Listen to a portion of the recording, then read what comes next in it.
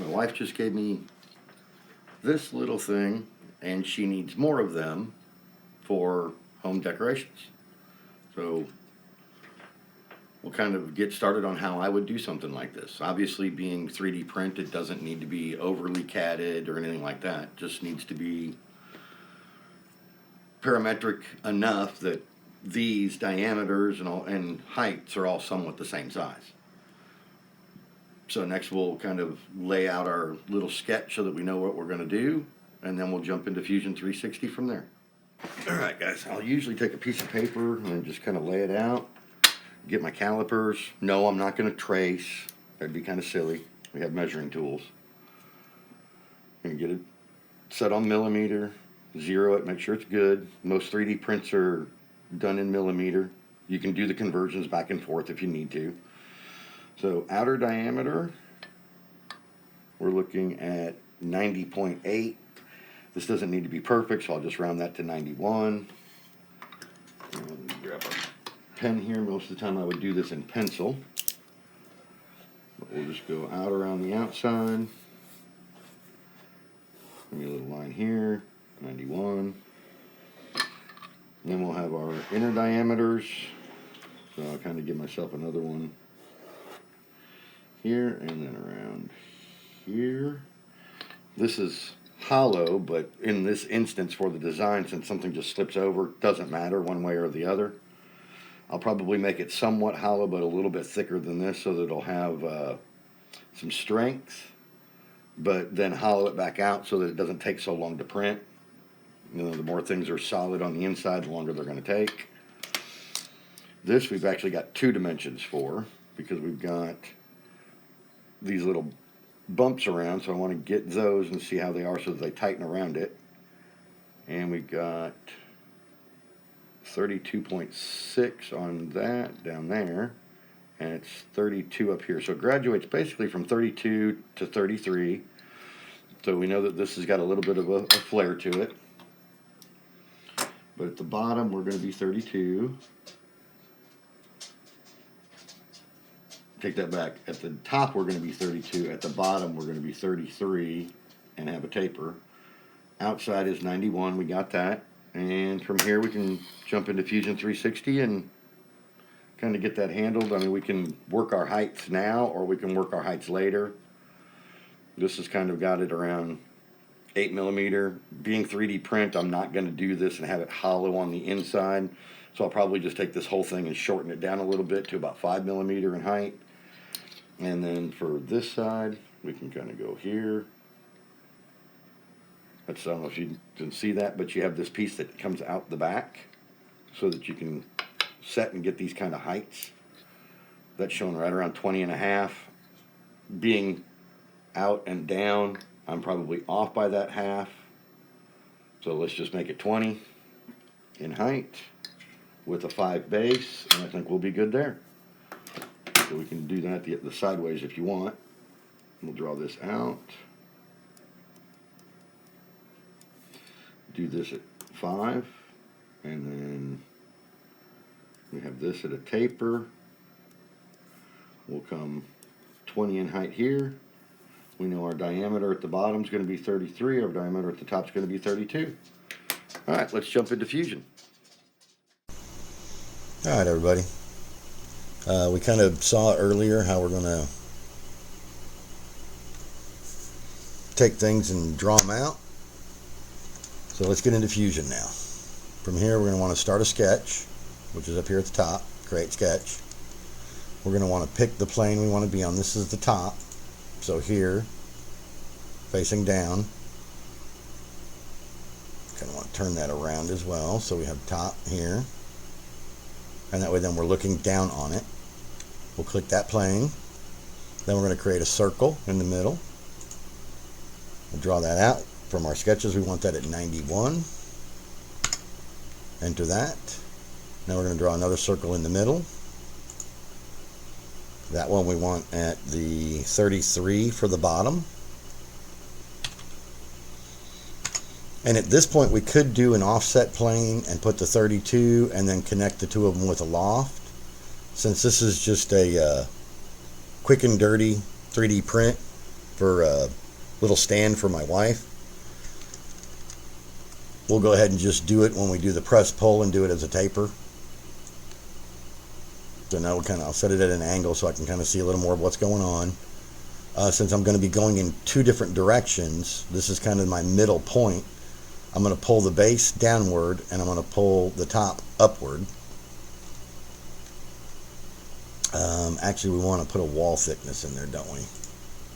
So let's do this. Well, we can do that on the face afterwards. That way I can show you something else. Now let's do a press on this. We're done with the sketch. We'll do a press on this. Press pull here. Select them both. And we're going to do those actually negative 5 millimeters. That's how thick we want the bottom to be. I'm going to click OK. Now when you do this, your sketch becomes invisible. So just come back over, click on it, and there it is. Now our sketches are back up. From here we do another press pull. Take the center section.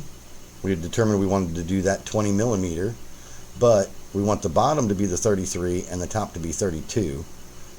I'm going to kind of guess, and I think it'll be pretty close. I want to do a negative 1.5 taper angle, and then we're going to go 20 millimeter. That actually looks pretty darn good. Do a join on that. We don't need a separate body. And then we can come here and measure. Do that. 31.95 is close enough for me. We're within 5/1000ths of a millimeter, or 5/100ths of a millimeter. I'm good with that. Especially for something that's just down and dirty and doesn't really need to be overly dimensioned. So close that. And now we're going to take this and draw another sketch on top of it. From there, I'm going to put another circle. Pull that out. Let me try 26. I think will be good. Yeah, that gives me a good wall thickness to keep some strength. I'm also going to print this in PETG, so it's not going to matter too much when she stores it out in her holiday storage. It'll look good from there. So we'll finish this sketch now. Get me out of the way here. Finish sketch. Put me back over in the corner. And see, now we've got this up on the face. And then we just do a press pull again. Take that, and then we can go a negative 20, and it'll take it right back down to the base. And this is a cut. And there we go. There's the part. Now what we're going to do is just export this. And turn off all of that. And then we'll come over here to the body 2. We can save as mesh. Output that. There we go. This is going to Norma. This is going to the 3D print files and under Norma. And we're just going to call this Palm Base. Save that. And from there we kind of are done with the Fusion 360. I don't know if I can slide this in or not. So now what we've got is some Simplify 3D, which you can see I already kind of brought it in, but we'll get out of that. And take that back. Go ahead and remove it. And then we can do an import. 3D prints. I'm on my pontoon. Come down here to Norma. Click glass, come over here to Palm Base, open that, it drops down in the middle. Then we can pick out our process. I've already got my PETG set. You can see I've got PLA, ABS. I don't have anything set for PBA or nylon, but I do have PETG settings, kind of doing a medium quality.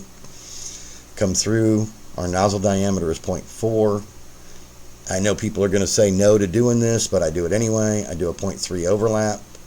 I mean a 0.1 overlap. So I'm doing a 0.39 as my extrusion width, which makes it a little bit smaller than the actual diameter opening, which I have found gives me much better layer adhesion.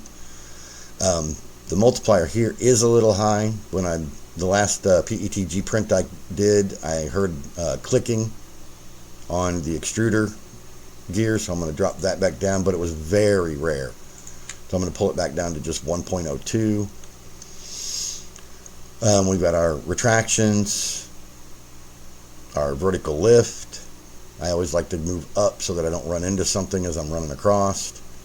Our layers, we're going to leave those at 0.2 height. We're going to do 4 top solid layers, 3 bottom layers, 4 outer shells. These are our first layer heights, which these you can adjust for adhesion and all that stuff once you know you've got a good flat bed. Additions, I usually do a skirt just so to make sure that I'm sticking at the outermost parts of each component. Infill, I like fast honeycomb. It tends to be really nice. I have pulled that down to 35%. I started at 50, and that's what you were seeing me playing around with when I first pulled this over. I pulled it down to 35. I like the way that that looked. Supports off. Temperature, since we're doing PETG, bed at 80. Extruder at 242. I like to run my stuff a little bit hot. You actually can extrude PETG down at 235, 233. Kind of maxing out at around 248, 250. I'd like to be on the hotter side. I get better adhesion. Cooling, I'm running 0 for the first layer for make it stick so it doesn't curl up. After that, 100% on the fan. I could cut that down to 50, and if I was doing a larger part, I probably would for the first 4 or 5 layers, cut that down to 50 just so I don't get too much warping. G-code is kind of standard artesian setup. Scripts, this is just the beginning for getting everything going. This is, if you do the download for the Creality Ender 3, it's automatically in there. Speeds, default speed 70, probably a little slow, but it works well on the Ender 3. Advanced, we don't really need to get into any of this for this. We'll get into some of that stuff as we get into some more complicated components. And that's it on there. We press OK. Then we can preview our print. And this is what I was earlier. I kind of had taken it and zoomed in. Move me out of the way again there. And then I pulled down layer by layer so I could see what was going to happen. And then this is where I really wanted to see my honeycomb. Because when I start laying the 4 layers on top of this, I don't want to get too much sag going on and have it too far open. Not too bad with PETG, but when you run at hotter temperatures with PLA, it tends to get really bad sag down in between these if you make them too large. From there, obviously this looks good to me. I've already made some modifications. Take it all the way to the end. Then we can just output this back up to our folder. This one's Palm Base. Save. From there, we'll take that and put it on a micro SD and move it over to the printer.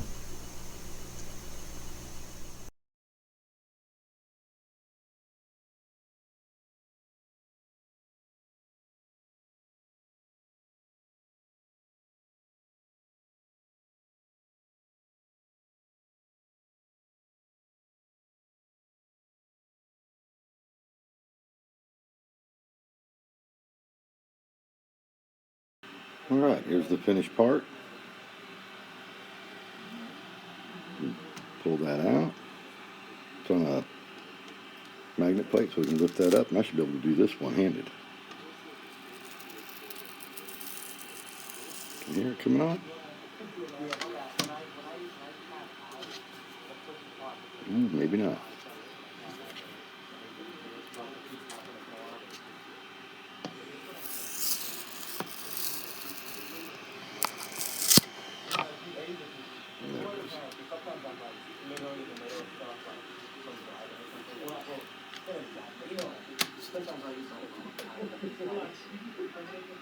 You can see there's a little bit of taper, a little bit of stringing on the inside, but not bad.